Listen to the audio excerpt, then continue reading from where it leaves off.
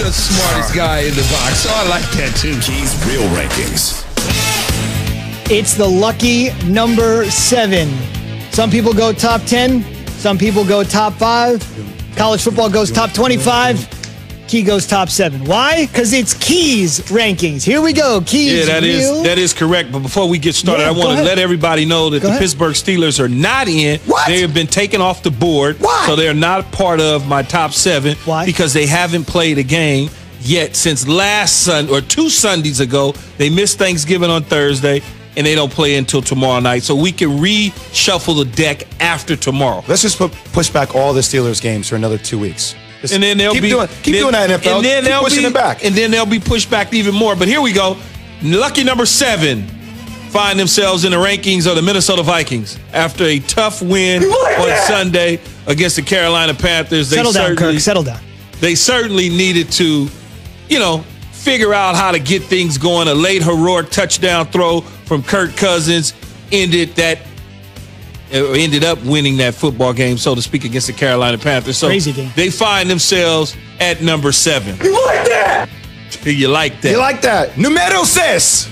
At number 6, the Minnesota Vikings, the team that I obviously picked. The Tennessee Titans.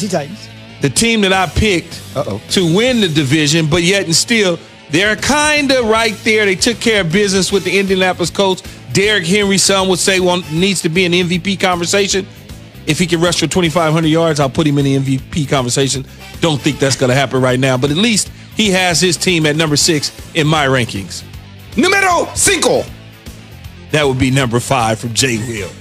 The Tennessee Titans is not there, but it's the Buffalo Bills.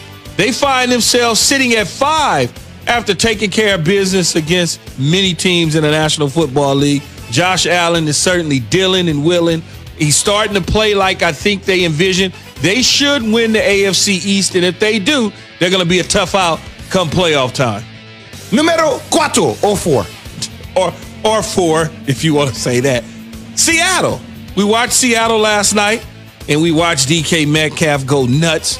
We watched our guy and Russell Wilson do what he does best, lead his team to a victory against the Philadelphia Carson Wentz-led Eagles, which some people wouldn't believe it would be that hard to do, even though Philadelphia tried to hang in there. Winced it at the end of the game, and Russell Wilson, DK Metcalf, and Pete Carroll got out of there, so they find themselves at number 4. Numero 3. That would be number 3, the Green Bay Packers. Relax, as Aaron Rodgers would say. Indeed. No matter who the receivers are, he certainly continues to get it done. The Chicago Bears was his latest victim, and that we watched. Oh, look at that throw. Wow. Just a thing of beauty. Very scary team come playoff time. Very scary football team in the pack come playoff time. Next up, my NBA draft status in 2002. Number 2. There you go. Well, it's nepotism all day long. It's the New Orleans Saints and Taysom Hill. It ain't even necessarily my nephew or Michael Thomas. It's Taysom Hill. They haven't missed a beat. Change the offense up a little bit. Not a lot of passing yardage, but they're getting it done the way they know how. Playing defense and mixing things up on the offensive side of the ball. Although they did play against the Denver Broncos, and me, you, and Zubin could have won that game against them based on not having a quarterback. Zubin, what number was Keyshawn drafted? Uno. Number 1. The number 1 team in the land is the Kansas City Chiefs. Kansas City went to Tampa and just went nuts. Tyreek Hill, record-breaking performance in the first quarter, ended up with 260-plus yards, 3 touchdowns, and Patrick Mahomes. Oh, my God. I've seen them all. All the great ones. I've seen them in my era, not in the 1960s. But the great ones in my era, and Patrick Mahomes, by far, is at the top of that list. And those are Key's Real Rankings. Give me 1 second while I turn off the SAP button on my set here for just 1 second. Go back to full scale English. Okay, I've got it. I punched the button. We're ready to go. So obviously, Key's got the Packers moving up from 4 to 3, a bump up from 1 ranking from last week to this week. You remember when Matt LaFleur took the job, his first year on the job last year? Aaron Rodgers and him just simply weren't on the same page. There was a lot of friction. Then suddenly they go to the NFC Championship game. Yeah, they get housed, but they exceeded expectations. expectations. This year they looked great. Aaron Rodgers was phenomenal in the resumption of the league's oldest rivalry on Sunday night. Suddenly, all that little friction between Matt LaFleur and Aaron Rodgers, it is over. Listen to LaFleur gushing on Rodgers' performance Sunday night. This is as good as I've ever seen anybody play. Just his ability to go out there and get us in the right looks and shoot. Even when I make a bad call, he definitely makes us look good. So that's a credit to him.